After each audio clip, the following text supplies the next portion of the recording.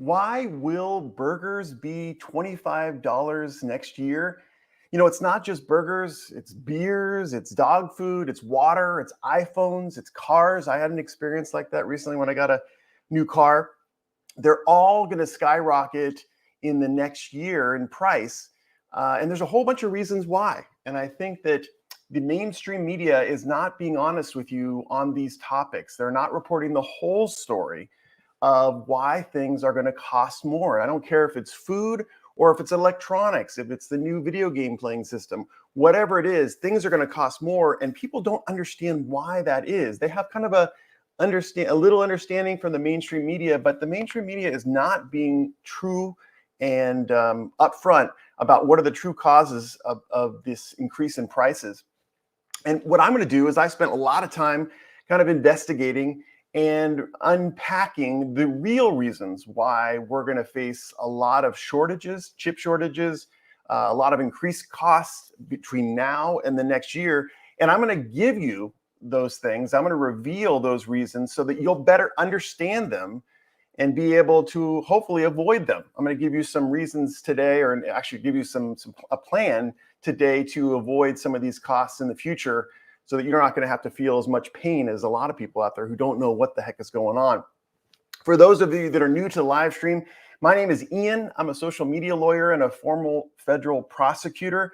The thing that I like doing best in life is analyzing complex issues and trying to make it easy to understand. And so that's what we do on this channel. I just try to take concepts related to the law or current issues, and I try to just analyze them and reduce them down so that everyone can understand them.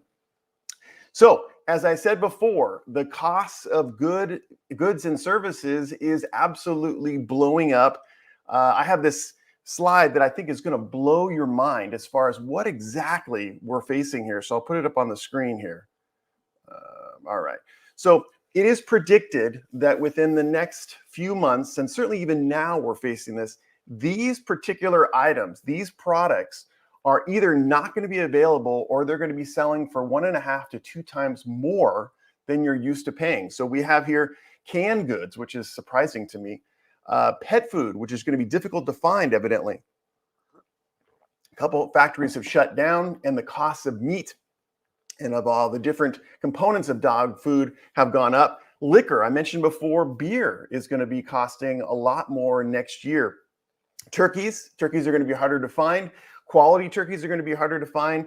Chicken, I put down Lunchables. I don't know how many people are using Lunchables these days, but they are going to be harder to find and more expensive. Bottled water is going to be something that we're not going to see as much of. Toilet paper, as usual, during this panic kind of buying season, toilet paper is the first thing to be in limited supply. Toys, which makes it real difficult for us as we're trying to give our kids some gifts for the holidays. Bicycles, another gift thing, and then clothes and shoes are also going to be in short supply coming up for this next year. So we're really facing some difficult times, and I want to kind of tell you a couple stories that hopefully will will explain some of these problems that we're facing. The first one is about McDonald's. For the thumbnail today, I actually got a McDonald's burger and ended up paying so much more than I expected. McDonald's pricing has hiked up 6% in the past couple of months. So you're paying more for a McDonald's burger. And then it's anticipated it's going to go up between 10 and 15%. And this is with the understanding that McDonald's is actually getting more automated. They're using more and more technology to make the process faster, to make it more consistent, to use less employees. But they're still facing a lot of difficulties. And McDonald's is not alone. Starbucks said that they're now having to pay their employees a minimum of $17 an hour. McDonald's is the same way. They're having to raise their wages to get any employees. You know, it's funny, in the past you would raise your wages a lot of times to get better employees. Well, that's certainly true, but these days you're raising your wages to get any employees to be able to keep the restaurants open. That's been, I don't know if you've visited a restaurant lately, but a lot of times when you're sitting there and you have a table for two and you see tons of chairs and open spaces. You're like, dude, why is this taking so long? Why do I have to wait 20 minutes for a table? Most of the time, it's due to staffing issues. They simply don't have employees there to help you, get your food and be seated. So this is what's happening with McDonald's right now. The costs are going up. They are struggling to recruit employees. There's a mad kind of thought process in this world right now where a lot of people don't want to do kind of the fundamental working that's needed to be done to make a career. So they don't want to start at the lowest rung. And so they're having a hard time getting McDonald's employees recruited to work at the restaurants. And that is true for most restaurants, especially in America right now. The other thing to remember for McDonald's, and the reason why their costs are skyrocketing between 6% and 15% next year, is because the cost for food, and believe it or not, paper that they wrap their burgers with, has gone up 5% and has continued to will go up about 10% in the next year. One of the causes is a supply chain crisis, and one of the reasons for that supply chain crisis, arguably, especially in America, is a pumping of more dollars into our economy, which causes people to have more money and to spend more money and to increase demand. So it's even crazier now because of the pandemic that really caused us to stop the spend. And now there's a kind of a frenzy to spend. So not only are there more dollars out there, which actually are worth less, but people are spending them more, which is increasing demand, which is increasing the prices, because with more demand, prices go up. So that's another reason why McDonald's right now is suffering price increases. There's also backlogs out there for kitchen equipment for McDonald's. And just to give you some crazy numbers right here. I guess in Switzerland right now, a burger is $16.44. In Israel, burgers are $15.80. And then in Lebanon, the grand special is $27.19 for a burger. So when I told you that we said why a burger is going to cost $25 next year, we're already seeing that in different countries. We're seeing an extremely expensive cost for food. And this is kind of food that really should be there for people who don't have a whole lot of money and they just need to get something in their system. So that's really going to hurt a lot of different people. Right now, what I want to do is say hi to some people that have joined us today. Just real quick here. Whoa, I got a bunch here. Yo, Tesla, good to see you. Let's see. Right here it says, or they want to be the home of the $5 burger since the 1950s. Issue is that a $5 burger in 1950 with inflation should cost nearly $55. So actually, they're doing okay. McDonald's is under the $55 number. Thank you, Yoke Tesla. We also got Sama Loss. Burgers already cost $18 in my country. Yeah, you may live in Israel or one of the other countries we discussed. Super expensive. It's kind of scary for sure. We also got Magic Flying Potato. Mainstream media is a huge problem. They are, and the problem I think is that they're not fully transparent. I think you, the public, who is actually going to be paying these prices, really needs to know the reasons. I think most of us, if we know the why behind certain things, we're more comfortable going through life. Even if you don't like the why, even if you don't like the answer to the question, at least you can deal with it and plan for it. The problem is when we're being deceived. And that's really one of my main goals, to look at some of these issues. They're complicated. There's no question. We're going to get into some way more complex discussion in the next few minutes. But listen, you guys deserve the truth, okay? So that's what we want to do, is get you that truth so you can actually do something about it and not be so screwed. Oh, and we're going to get to that next story next. Our next story is about In-N-Out, and Rocco has already anticipated it. I hope In-N-Out does not leave California. Yeah, there's the suspicion that they might. Matter of fact, one of the economic advisors for Florida has contacted In-N-Out Burger directly and said, dude, you're not being treated well in California. Florida is wide open. We got our ports open. Well, you're not going to have supply shortages. We're not going to have labor shortages. So come to Florida. So In-N-Out, a foundational business for California, may be moving to Florida. We don't know, but I'm going to get into that story more in a moment. We got Twyla's here. Hi, everyone. Good to see you, Twyla. We also got Kim here. Good morning, everyone, especially Ian. Thank you so much for the morning greeting. I'm so glad you're here. Hell Rio is here. I don't usually eat out or take my family to out often, probably once 3 months. And every time we go out, even before the pandemic, we noticed the prices were getting high. Yeah, that's Hell Rio is actually anticipating one of my pieces of advice. You're going to have to be better with your finances going forward. Do you really need to have that $27 burger from McDonald's or another fast food restaurant? You can do it at home for much better, probably much healthier. So that's another kind of strategy that it's really going to have to take root. Before I think in the pandemic, a lot of us were just kind of, DoorDash was blowing up, and it was so easy for us to just order food in and pay the extra $25 for delivery, which usually ends up being like with a tip and everything. But these days, no. Our money is just flying out of our pockets. And if we do not take measures right now, we're gonna be in debt, which is what you really don't want to be. Commerce USA, Ian, please don't tell us that the billable hours are going up. They are. That's really funny. No, the billable hours are not going up as of now. You never know with the price of money or the value of money going down.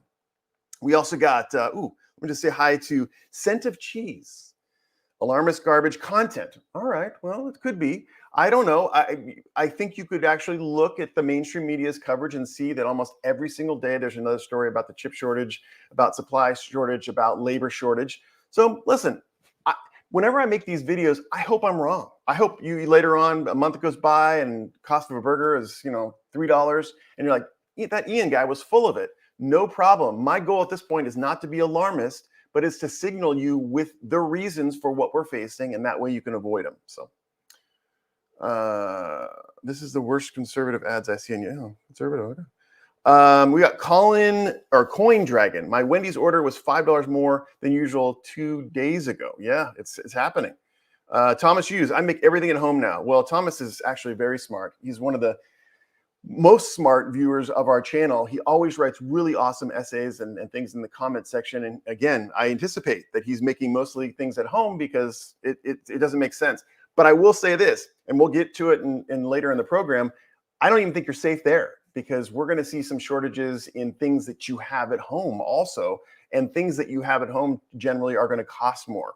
So we're going to have it. We got Ron Colvin here. Good morning. We got Queen Helen Casey. Hello. Good to see you, Queen Helen. I'm so glad you're here. And Queen Helen agrees with Thomas, and that is eat at home. It is safer. No problem.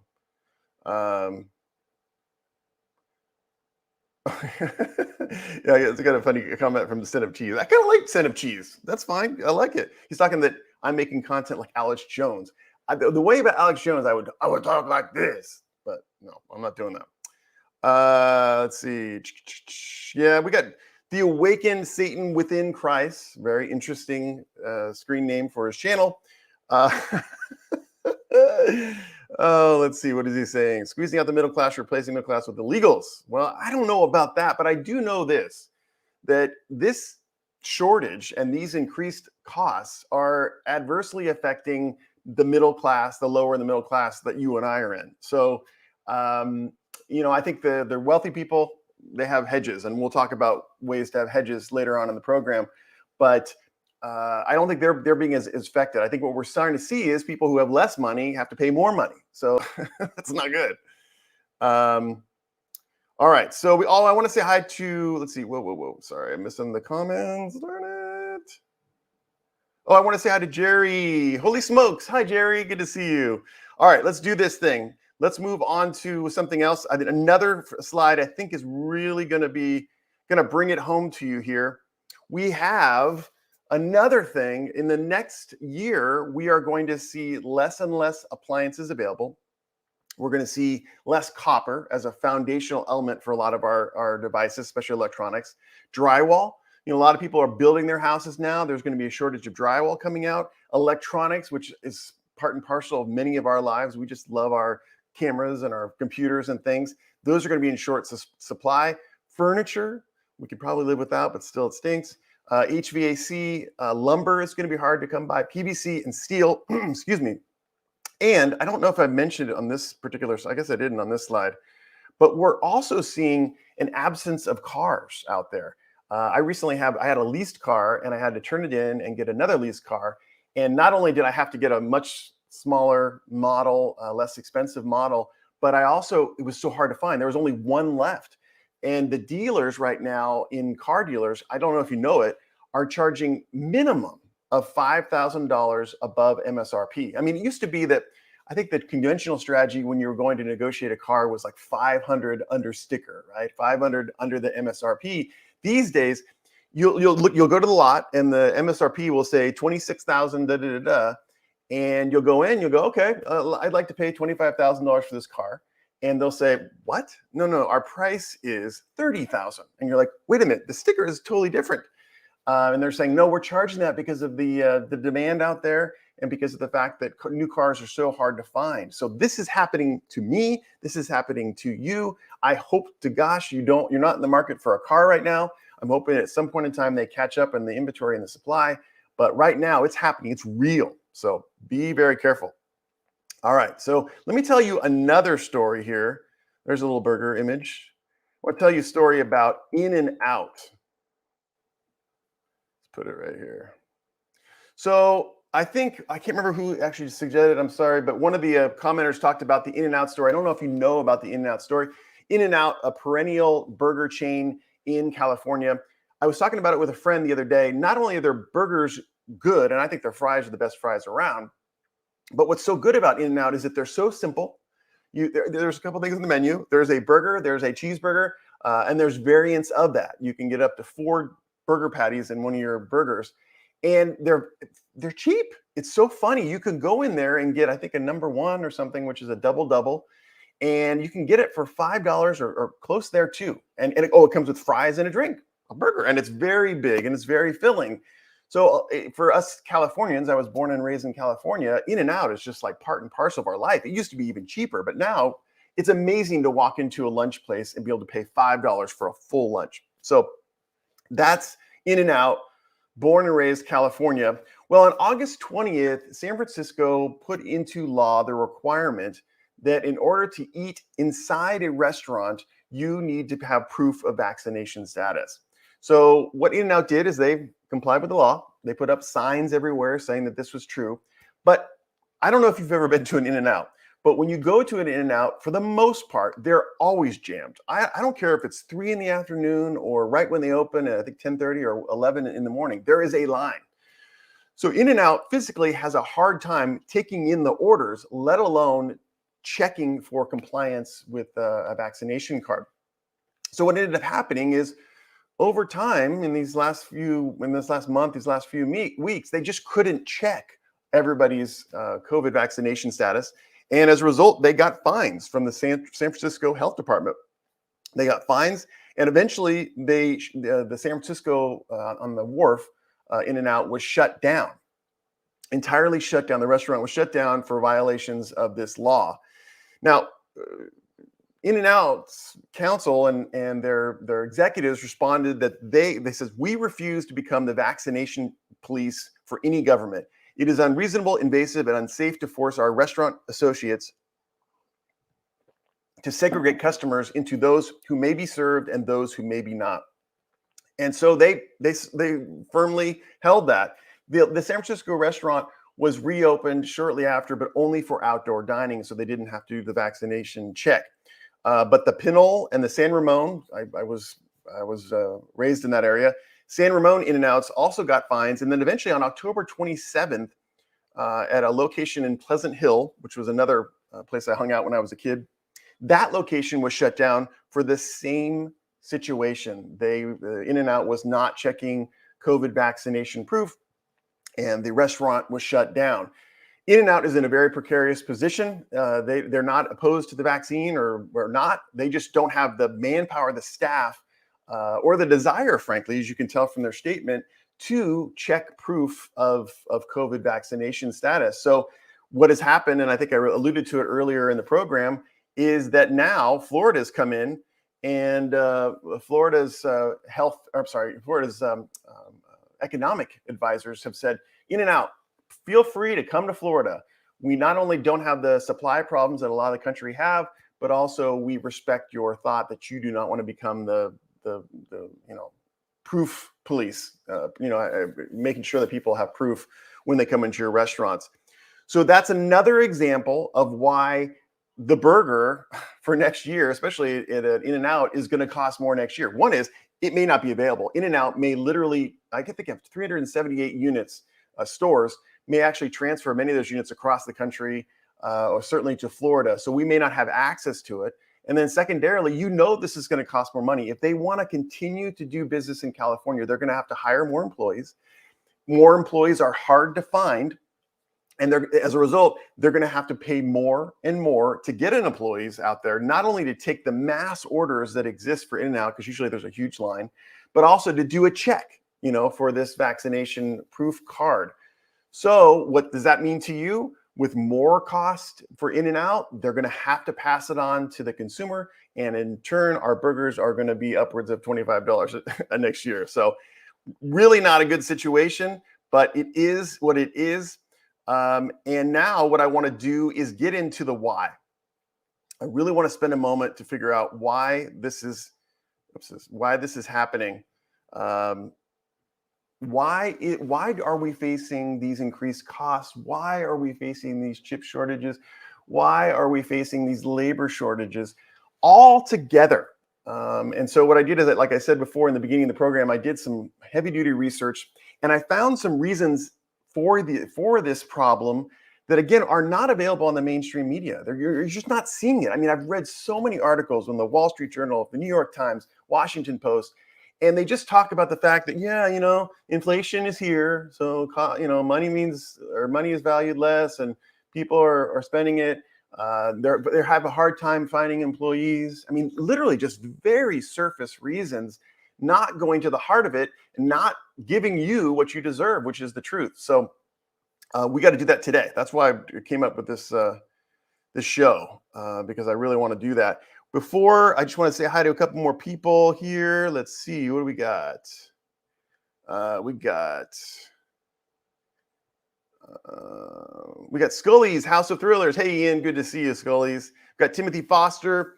People are no longer willing or able to work for poverty wage employers. Another reason. That's absolutely right. Someone corrected me. In-N-Out is $3.99. So I think for a burger, it's $3.99. It may be more now. We got Doug Houston here. Good to see you. Thanks for dropping in. We got Atlas Shrugs. Hi there at Scully's House of Thrillers. We got friends in the stream here. We got Matt Traw, Keto in Wrestling. Hello, Ian. Good to see you, Matt. Thanks for joining us today. And by the way, listen, I'm giving you the real reasons behind this chip shortage, labor shortage. So if you would give me a thumbs up for this video so that we can make sure this video gets passed out to other people and they get the truth of what's going on. Appreciate it. And let's see, where are we at here? All right. We got DSLR Dave here. Hi, everyone. Thanks so much, Dave, for joining us today. All right, let's get into the why. Let's do this thing. Put this on the screen. All right. So, why? The number one reason for what's going on right now is we have a consumer buying binge. This is what was induced by the pandemic. People are in the mood to consume, and especially in the mood to consume from their homes. People are not working as much. People are doing different work. They're actually working from home. And as a result, they're getting bored and they're getting in that consumer mindset. It doesn't hurt that there's so much encouragement to buy. I think Elon Musk was one of the people that said, someone asked him a question about what can we do to help society or the world? And he said, keep buying or keep consuming. And there's a lot of encouragement when we're on our computers.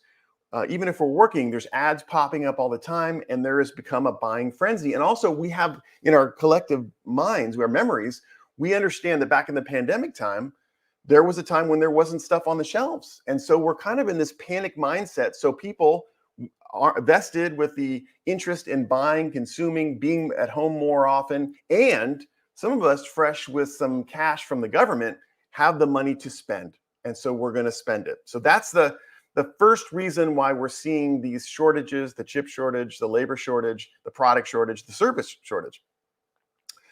We also have a situation where this is actually a picture of oil rig here, but the cost of oil has gone up. It says something, oil costs have gone up 50% in the past few I think it was the past month or past year.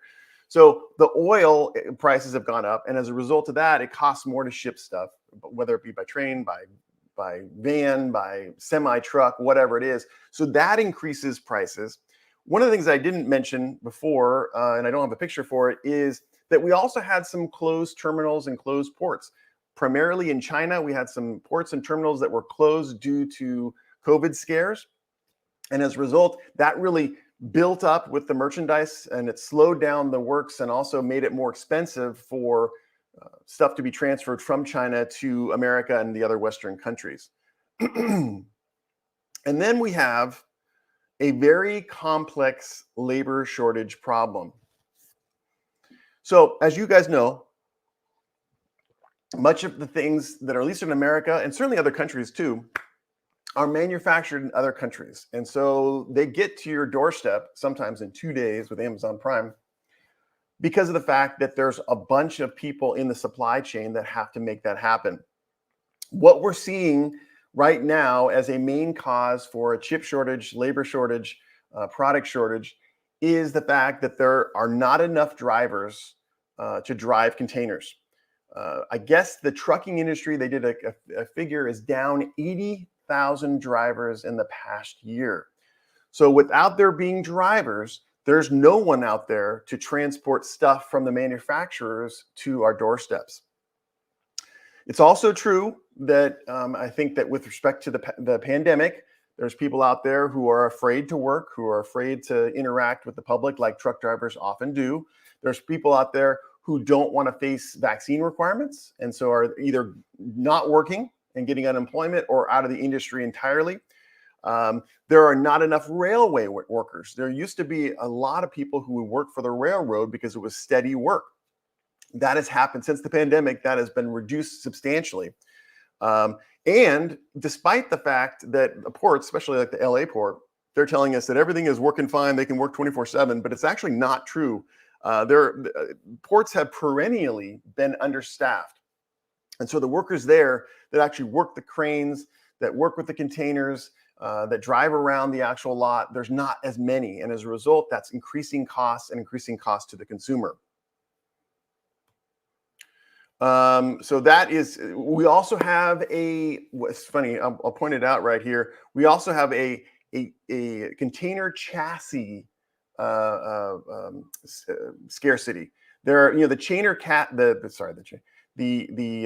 the container chassis is the trailer of the semi truck. There is less of those out there in the world today, especially in America. And the reason for that is a lot of them have already been taken and are sitting on lots with goods on them.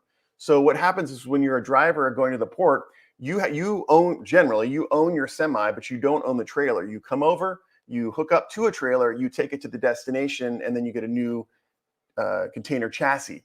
So there's a major reduction of the container chassis. The one thing to understand, it's like I said before, a lot of the trucking companies have crowded lots. A lot of times these goods in these containers build up at these lots, and there's no truck drivers to take them to their location. And then one thing to understand about how it works at the ports is that most of the drivers who drive the containers to the location that's required are independent contractors. And so the shipping companies, the companies that actually pay to take the load from the boat to the chassis that's hooked up to the semi, they only pay kind of a lump sum fee for each load. So they kind of don't care. If you're an independent contractor, it doesn't matter, how long it takes to get something to the location. In other words, coming off the boat, it could take an hour to get it to your truck, or it could take 14 hours. It doesn't matter. The trucking company or the shipping company is going to pay the same rate. And so now, with increasing delays, with no staff at the ports to be able to take the container and put it on the trailer so that it can be taken by the independent contractor, it's been said many of the independent contractor truck drivers are waiting upwards of 14 hours for one container to be delivered. Well, as you can imagine, it doesn't make a lot of sense if they're getting a lump sum fee to stay at the port for 8 hours or sometimes 14 hours and wait for the load and then deliver it. It doesn't make financial sense. They've got to have a salary. They've got to pay for the upkeep and the maintenance of their truck. And so a lot of times these independent truck drivers are like, shoot, I'm not doing this. We're being underpaid. It takes too long, and there's got to be some other way to make a living. So that is contributing to the 80,000 truck drivers shortage in this country and throughout the world. So we also have a problem in the ports with congestion. As you can see from this image right here, that is just one image of what it looks like at a lot of these ports where we have so many containers. It takes so long to be able to get those containers onto a chassis to be delivered by truck drivers. I guess the figures are for one big medium-sized boat, it takes 10 days to get the containers off. Oftentimes in the past, those containers would be put directly onto trailers and then taken out for delivery. But these days, a lot of those containers are being put into the yard and just sitting there until they can be taken, until there's a driver to take it to the location it needs to go. There's also a shortage, I think I alluded to this before, with warehouse workers. Before the pandemic, warehouse working was steady, but it was low wage. But during the pandemic, because it was low wage, many people left the warehouses and didn't come back. The warehouse working is very difficult sometimes because what ends up happening is the container goes to the warehouse to be stored and then to be unpacked. Now, many times these containers the things in the containers aren't on pallets, so they have to be hand unpacked. So it takes a lot of effort to do it. It takes a lot of time. It's hard on the body.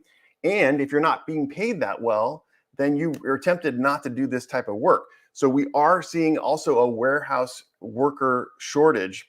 And like I said before, with all that, we're having overworked truckers. Not only the truckers who are delivering the containers to the locations they're having to wait a long time for the load, but also they have to drive to the various locations, and that takes time.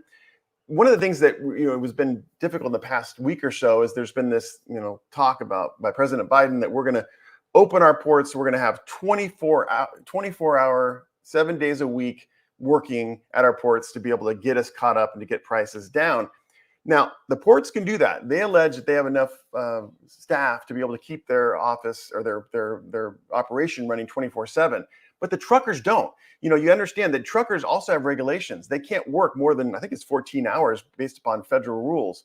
So they can't work 24/7. And so even if you have one part of the chain working 24/7, the truckers just can't do that much work. So that, again, is slowing down the process. The other part to remember, too, is that we have a container shortage because many of the containers, like I showed you, right, as you can see in this image right here, are just stacked. They're stacked full of stuff, and they can't be used for other stuff. So we're having a major issue with these containers. There's insufficient containers to be able to allow the goods and services to be in them. So let's just say hi to a couple more people. We got Anthony Goodley. Hi, Ian. How are you doing today? I'm doing good. Thank you so much.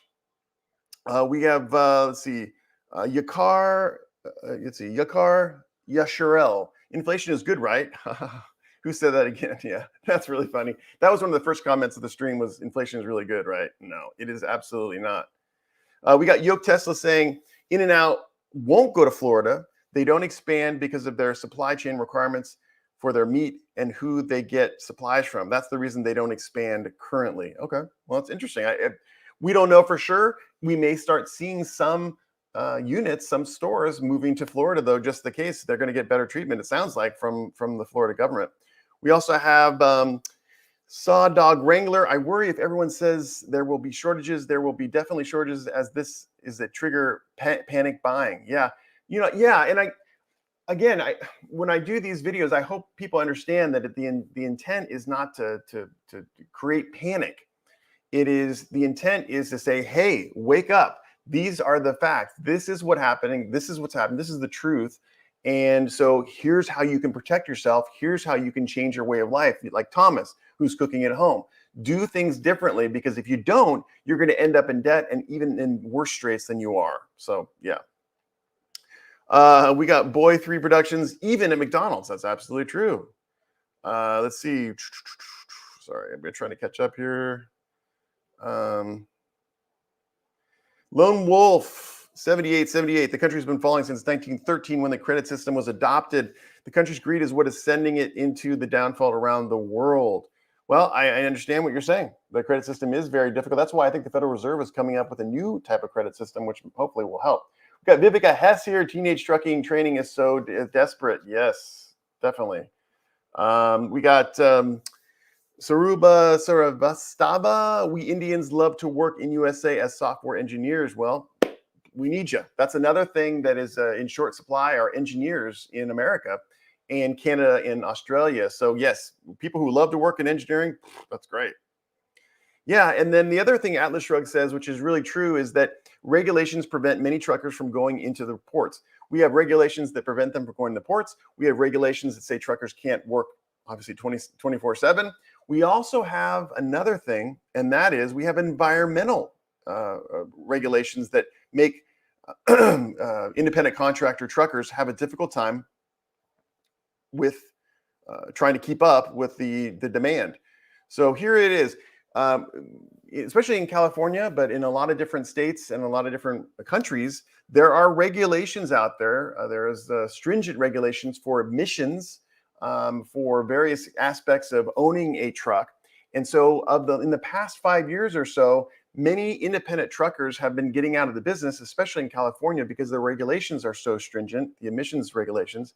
And so basically what California has done is they said, listen, you can't do business in our state unless you retrofit your truck to have less emissions, or unless you buy a new truck entirely. So what these truckers are doing, they're trying to make ends meet, but they're not paid well. The conditions are much more difficult now that they have to wait so long to get their containers to ship. And they're being faced with many thousands of dollars, maybe even hundreds of thousands of dollars, to change their vehicles so that they comply with the law for the state or the country that they're in. So that's causing a lot less people to really be stoked about being an independent contractor trucker, and they're getting out of the business entirely. So again, mine is not to judge. You can argue, well, those emissions regulations are needed. You can argue, yes, the regulations that keep truckers working for less than 14 hours are needed. Fine.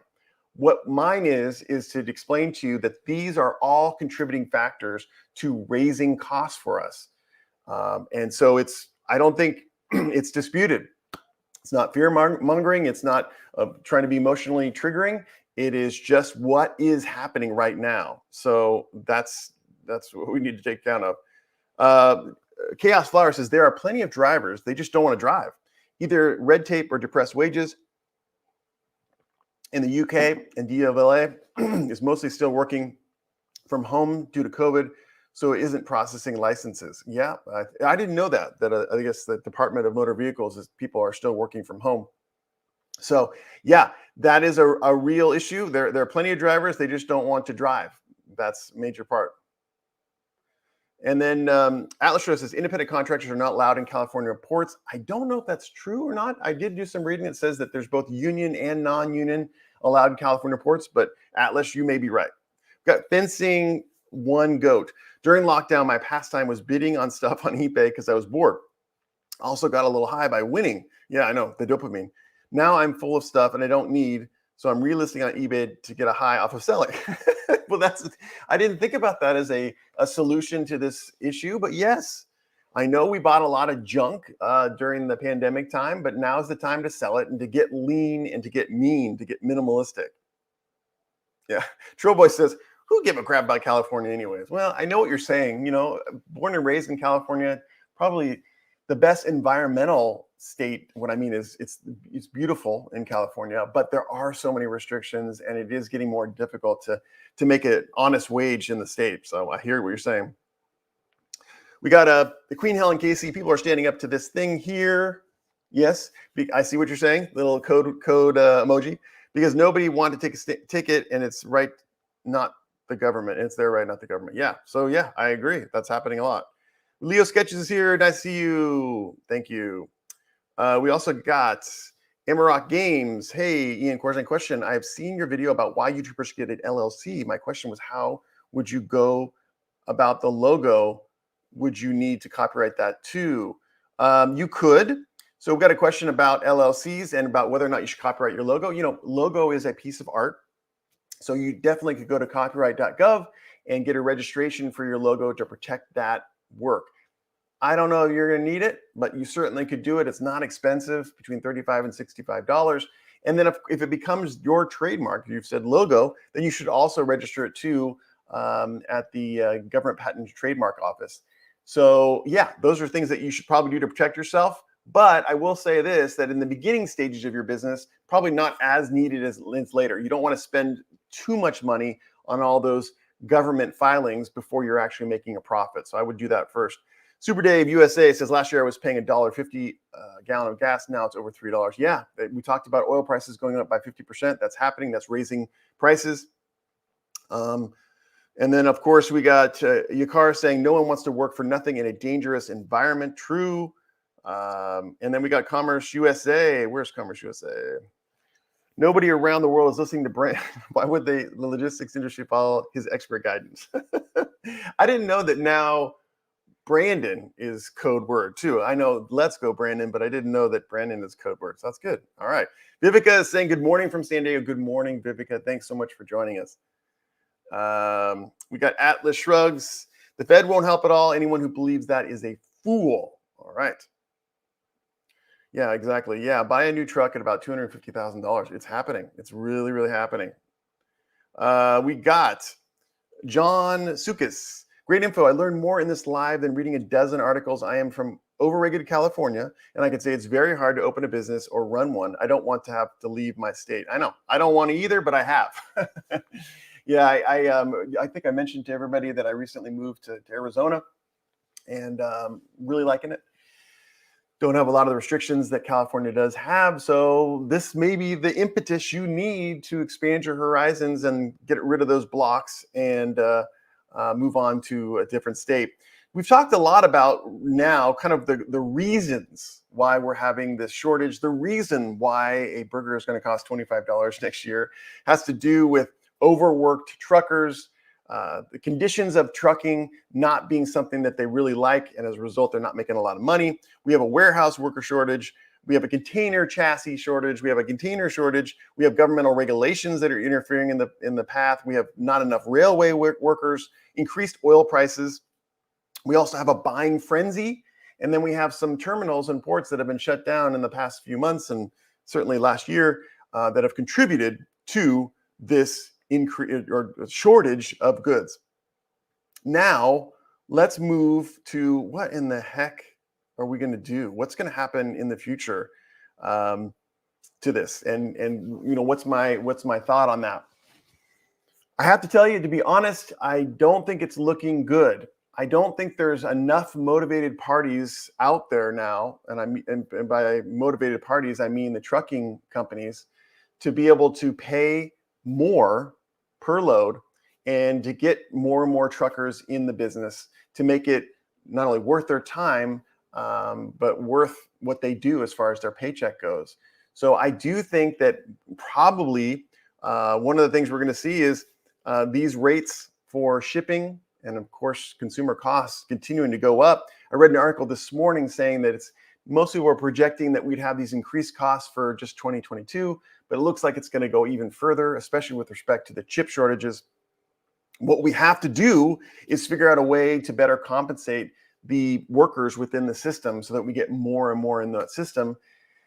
With money being devalued, with less of it out there, it's going to be difficult to do that. So, the only way that I think we could fix this situation is to truly change the way our shipping systems work, so that not only can a port run 24/7, but also all the component parts, whether it be the people on the boats, whether it be the truck drivers, whether it be the warehouse workers.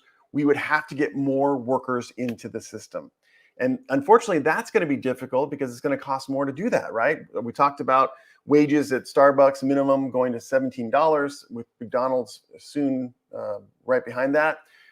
So you can imagine even more sophisticated workers having to be paid even more. So getting more workers to alleviate the congestion is going to cost a lot more. And again, it's going to cost on us. So I don't know how we'll ever get to the stage in the near future that we can actually get these goods and services faster to the consumer.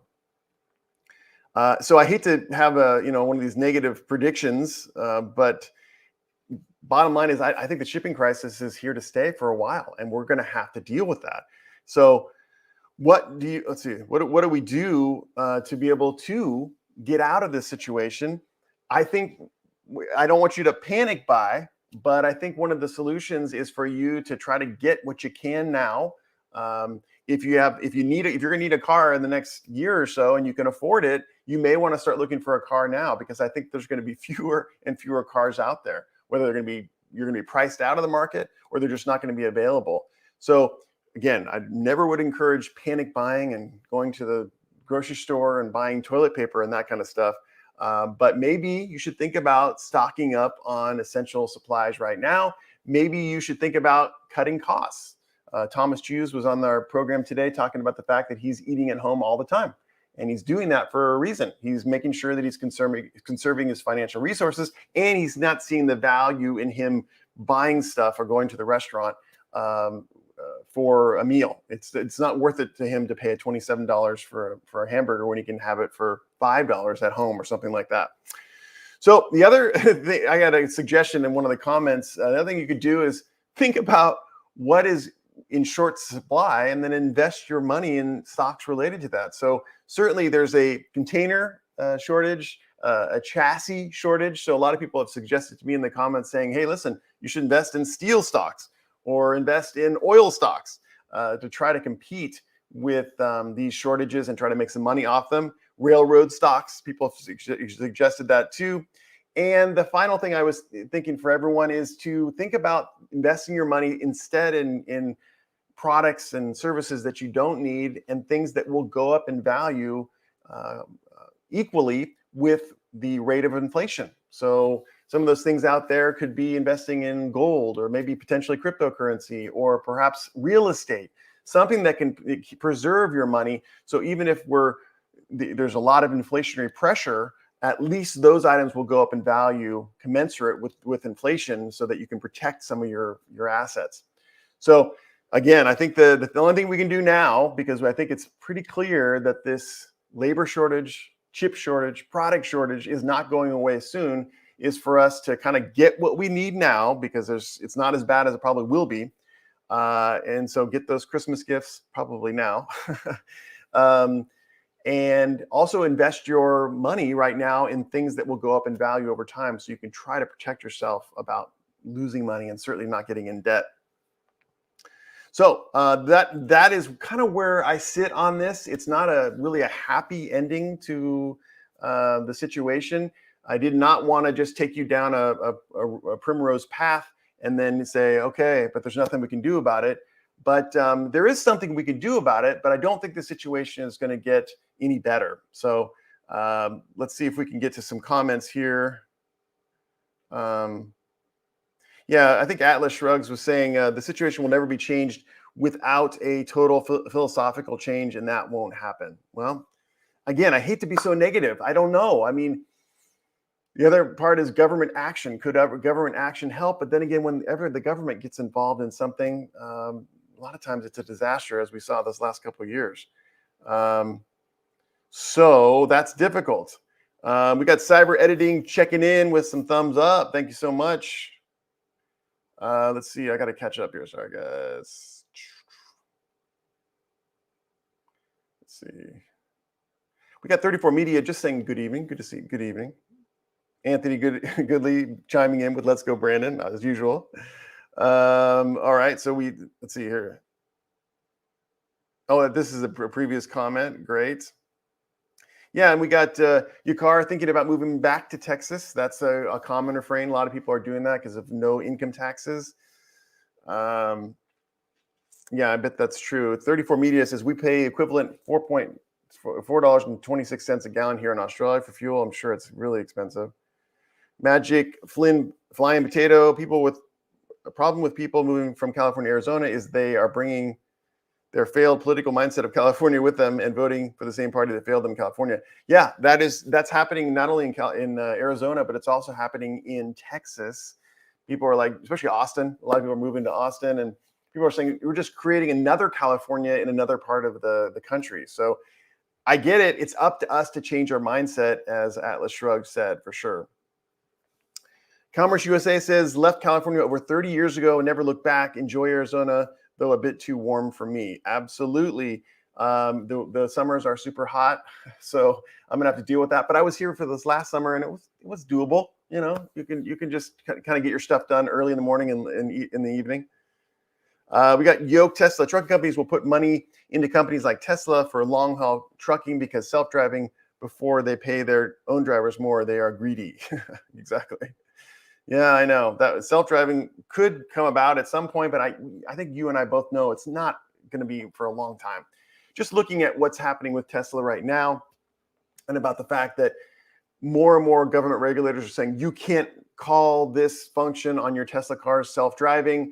Having been in a Tesla myself and seeing that it's not as cool as everyone leads us to believe. I mean, I guess technically you can sit back and let the car do what it has to do, but you got to hold the wheel, and there's things like, when there's a lane change, you have to do it. So it's not like you just push a button and say, take me to Sacramento.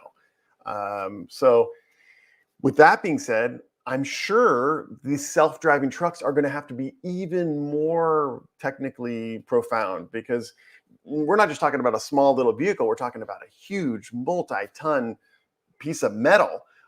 So, I mean, even though I know our technology is going fast, I don't see this happening before 10 years. So, basically the trucking companies have got to pay their workers now. Otherwise, we're not going to have stuff.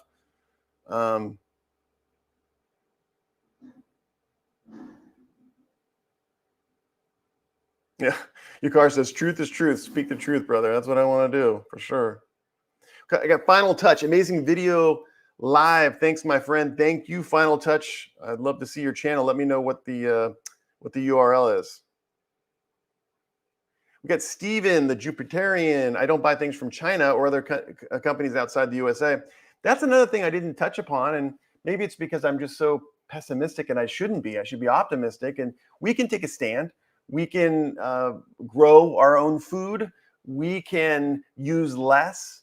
We can choose to buy only from suppliers that are local or that we believe in.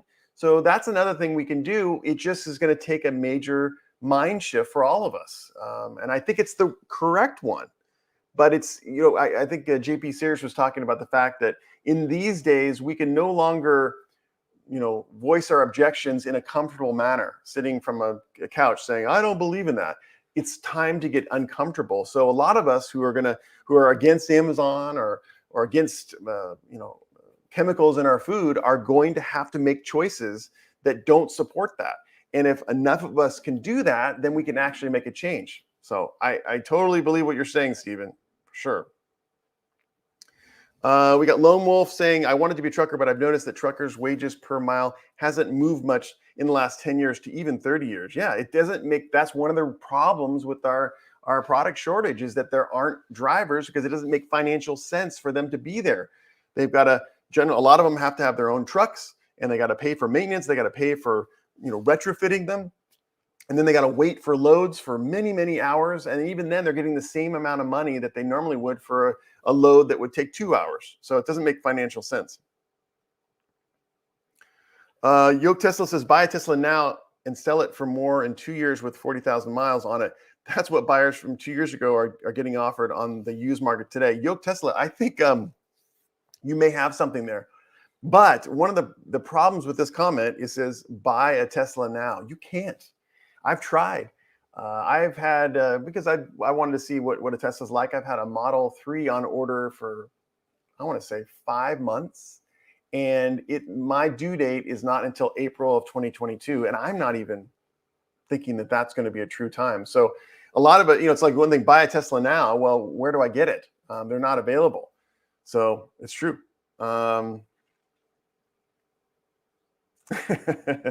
Yeah. Let's see here.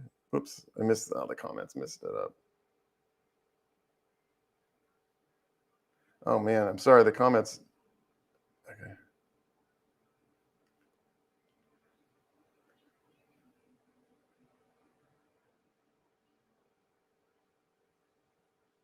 Yeah, Hell Rio says one question: how cryptocurrency is going to work if some cities suffer electrical shortages? Well, true. I mean, you're always going to have that problem, or that risk that there could be, like what happened in Texas, where they had the electrical shutdown due to inclement weather. Yeah, I mean, you're always going to have that risk. I think the best thing there is a lot of our devices these days are mobile, and so they're chargeable, so we can get them charged, and then we can do our business that way. So that's one way. Anthony Goodley says, I think stocking up on commodities that you will use that won't go bad is a good idea. With inflation, pay a dollar today or $1.25 tomorrow. Yeah. Again, I think Anthony has some sage advice, and that is stock up on things that you will use. Things you won't use, let's not do that. Let's not hoard. But there's things that you will use, whether it be bottled water or canned goods, then maybe it makes sense to buy a few more just in case you want to have it later on in time and there's a shortage, or it costs too much to have in the future. So if you like chili, you like canned chili, maybe buy 6 cans instead of 2. Yeah, like Atlas says here, tin food can last 8 to 10 years, totally. Aw, Super Dave USA says smash the like button and 2 thumbs up. Thank you guys. Yeah, please give me a like for this video. I've spent a lot of time educating you on the reasons why we're having the shortage that are not being reported by mainstream media. It does not have to do with the fact that it's just what's happening. Our economy is heating up. Isn't inflation a good thing? No, it is not a good thing. I think we talked about it our last stream. It's not even close to that. It's that there is a major shortage in labor, and there's a major shortage in materials needed for our shipping process. And so how do we cure that? We talked about it a little bit, but there's not a real good way at this stage without an influx of money, without encouraging more and more people to be truck drivers and to deliver more and more loads. So we're in a really bad way right now. We got Yoke Tesla saying Texas is 100% going blue soon. Texas is the new tech hub, and no matter what state it is in, tech and software workers are far more liberal. Doesn't matter if they're in Texas or California. Well, I agree with you. I visited Austin last year, almost a year ago, and I was amazed by how much tech is there, including Tesla and other Microsoft. Lots of different companies out there are really setting up shop. So, listen, I hear you that we may be transplanting people in a place we want to get away from to another place. But I will say, having been to Texas and having been to some of these states, because I was shopping, I went to Nevada, obviously went to Arizona, went to Oregon, which was not a fun experience. I'll tell you about that later. In general, I think some of the people and the way the state is run is more open than states like New York and California. So even if it's becoming more and more the way you don't want it to be, I will say it's way better, having lived, especially in Arizona, than it is in other states. When I go to Arizona now, I have a breath of fresh air that I take in, because it's just like, all right, cool. All right, back to some life that I know. So I know it's not like a way it used to be, but it's better. We got Hell Rio gas liter last Wednesday was $1.69. Earlier this year was $1.29. Good think we usually don't turn the heater here where I live in Germany. That's a savings of 250 euros per month. Yeah, exactly. Well, I know. Well, maybe that should have been another recommendation, is to wear warm clothes. That will help you in saving in heating costs and natural gas costs, which is another issue that is related to, I guess, the Russian pipeline, which is in Germany. And Hell Rio and I can talk about that one later. Yeah, we got Yakar saying self-driving is less and less than ethical every time they push the term. It's a trust thing. Humans don't trust machines. We seen iRobot. Thanks for the warning, Will Smith. Exactly. That's a funny. I like that. Yes, I've driven some newer cars, and they do have great technology. Even Hondas and Toyotas and some of the lower models have these cool things that keep you in the lines. They turn on your lights to bright when there's no cars in front of you. There's some that are almost like self-driving that keep you in the lines when you're in cruise control. So it's happening, but it's not to the stage yet where trucking companies can rely on self-driving for trucks, for semi-trucks. It's just not going to happen. I don't even care if Tesla does come out with their semi in the next year to year and a half. Who cares? There's going to be so much testing involved. We're not, our transportation system is not in a state that can handle these big semis being traveling around with either a trucker monitoring or no trucker at all. So what does that mean? That means that we physically need more humans in our supply chain so that we can alleviate this crisis.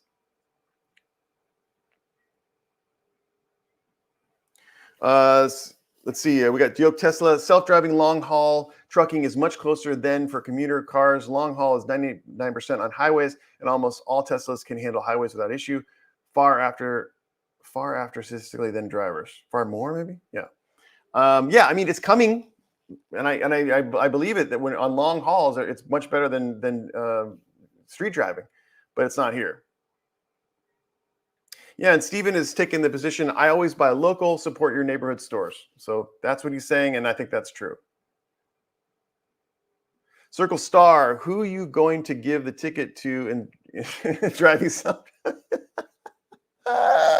There's going to be some robot that is going to have so many speeding tickets, and it's there may be even some violence involved in that. So, oh, and your car says start gardening now, 100%. Yep. I am, for sure. I got awesome crops coming up.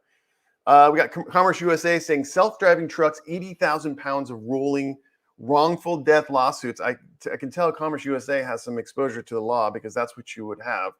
Definitely not ready for prime time. Yeah, that part of my job, I was litigator for 20 years, was in cases where I actually defended trucking companies. And that is a big, big issue.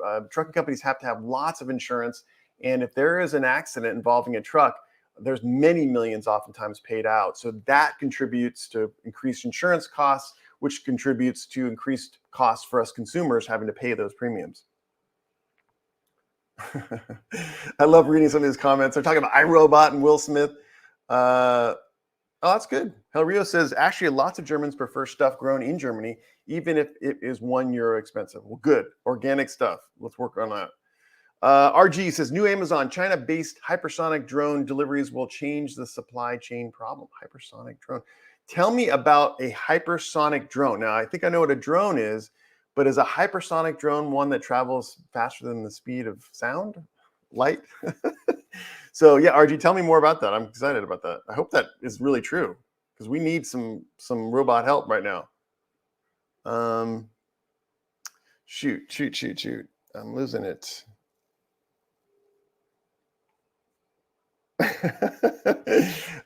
John Sukas, how many farmers do you know? If we lived in 1900 America, 90% or so of the labor force was in agriculture. Keep that in mind as the economy and the way of life shifts. Well, I know. And then we also have this problem where we have less farmers in the industry. They're not being able to make the money that they used to be able to make, and they're relying on subsidies from the government. So yeah, we also have that. All right, so we have a conversation about the Omega Man 2. It's starring Charlton Heston in the comments. 34 Media says, car issues will be long-term. Toyota has major issues with their flagship car, 4+ year delay before you can get it. Wow. Yeah, but you still have to put down a deposit and a contract just to get in line. I had no idea that Toyota has that. I know that Toyota is having a major problem getting cars. I went to a Toyota dealership because I told you I was getting a new car recently. And when I went in there, I told you this, I think I told you before, that most of these dealers are not there. It's $5,000 above MSRP at all times. So when you used to go buy a car and you'd say, $500 underneath MSRP, that would be your negotiating ploy. These days, they start at $5,000. So if you're looking at a $25,000 car, they're going to start at $30,000. And they look at you with a straight face saying, sorry, there's a problem with the supply chain. So I went there and I remember that I did that. I did my little negotiating ploy. It was a $25,000 car. I think I said, okay, I'm willing to pay, $1,000 more or something. They would not relent from that $5,000 MSRP. And I walked out of the dealership. Now, in the old days, you'd walk out of the dealership and either someone would run after you or you get a call later in time and say, hey, listen, can we work a deal? Da, da, da, da. No call, no nothing. These car dealers are, I don't want to use the word arrogant, but they're just confident. They're like, dude, if you don't want to pay $5,000 more than the suggested retail price, later, I got a guy who will. And that is scary. That is absolutely scary. So I did not know that there's a 4-year delay. Toyota just came out today with a news article about a new fully electric vehicle. They're doing great in the hybrid space, but they have a new fully electric vehicle, which doesn't expect to be out until next year. So if they're having a 4-year delay for most of their gas-oriented vehicles, what is it going to be like for their electric-only car? Another reason why you probably should buy Tesla, because Tesla seems like it's going to be the king company for electric vehicles for at least the next 10 years. Hel Rio says there's a big issue when everybody's trying to change to electric cars also. There's not enough infrastructure to charge so many cars. Absolutely. That's another thing. Absolutely, Hel Rio. You're going to see less and less charging stations being built because of shortages in metals and steels and plastics. And that is a big deal when you're buying an electric car. One of the reasons, probably the main reason why Tesla is killing it right now is because of their charging network. I used to have an electric car and it was cool, but the problem is I really only charged it at home because there's not an awesome network for charging around, and certainly not an awesome network for charging in the fast way. I don't even know. I think it's level 3 charge. There are not a lot of level 3 chargers, and that's the one where you can charge the full battery within half an hour or so. And that's what you want. That was the promise that was made to you by the people that sold you the electric car. And right now, as far as I see it, the only car company that's delivering on that promise that there are a lot of level 3 chargers is Tesla. So, I mean, even if you didn't like the shape of the car or the upholstery or the fact that it broke down or whatever, people are still buying Tesla because it has a better network, which is a really valid reason. Yeah, Stephen the Juparian says, we don't want a toilet paper shortage again. Don't hoard. Yeah, don't hoard for sure. I don't want that either. But realize that you probably could survive without toilet paper too. Think about it.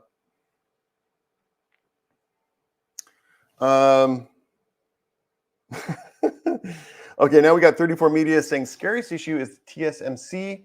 If China takes control of Taiwan again, they will have control over the biggest chip manufacturer. Yeah, I know that's another one for another live or a video.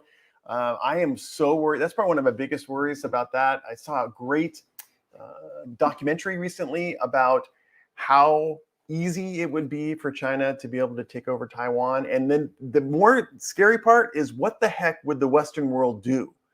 Right now, we're in this kind of weak position where it's like, there's people out there who believe that the Western world would just be like, okay, and just let China take Taiwan. So I don't know. It's going to be, I want to talk about this issue. I want to kind of break this down for all of you coming up, but it's a scary one for sure. We got Yoke Tesla. Don't forget, California used to be a more Republican state than Texas. That's right. We had a Republican governor back in the 90s. And also Arnold Schwarzenegger was technically Republican. Just look at the historic maps. State change parties drastically and quickly, and Texas is next to swing big. Yeah, it could be. I don't know. We'll see. I don't know. Maybe. Where will the more conservative people go? I don't know. Queen Helen Casey always has a nice little take. The evil government did say you will own nothing and be happy. I mean, so she's saying, listen, they did say that. So, you can't be expected to have something different. Yeah, and Atlas Shrug says, when China takes Taiwan, the U.S. will do nothing. Yeah, I know. I hope that's not the case. That's going to be a difficult one. That's going to be a really, really hard one. It would be scary to contemplate that and then have, like you said, we'll be beholden to a nation or a part of a nation that makes the most, semiconductor chips and other electronic chips and then, basically be beholden to them, which would be hard to get our electronics, make it difficult to do what we want to do. So, yeah, and that's what El Rio says. The scariest part of China taking over Taiwan is the amount of microchips built in Taiwan. Absolutely. Yeah, so that is where we're at. Kind of want to recap a little bit here, and talk about why in the world we're going to face all these difficulties coming up, and why we're going to be paying more for our food. Why a burger's going to cost $25? It has to do with supply chain issues. It has to do with mainly a labor shortage in all parts of our supply chain. So now that you know that, so now that you know the truth, you can do something about it. It's not a fun conclusion. It's not something I say, hey, did you think about this? Here's how you get out of it entirely. No, but it's something you can think about. Let's make a conscious effort to invest our money in things that are going to add value. I think it was Tesla was talking about buy a Tesla now so that it'll be worth more in 2 years. I mean, I don't know if that's the strategy, but be thinking about things that are going to be worth more in the future. Think about eating out less. Thinking about the real value of paying $27 in some countries for a burger when you could make it for much cheaper. Think about actually voting with your pocketbook. And if you don't support certain companies, or if you want to buy local, doing that and being your vote. You don't need an ID for that. So those are the things that we've talked about today. And I said it does not give me any pleasure to deliver bad news, but I also can I have some optimistic beliefs in it too, because if we know the truth, then we can do something about it. And I think we've talked about those things that we can do about it. So thank you so much for joining us today. I love all of you. It's so fun to wake up on a Saturday morning and see you guys really engaged in this topic. And I'm looking forward to bringing some much more complex topics and making them as easy to understand as possible. And I will see you all here next week with my videos, and also next Saturday at 8 a.m.